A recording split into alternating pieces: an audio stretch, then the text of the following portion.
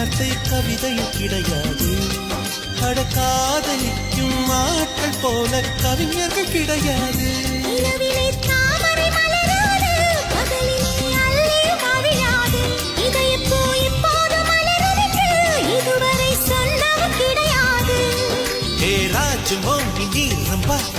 உனி எடக்கேட தங்கம் தர துடிக்கும் நெஞ்சம்.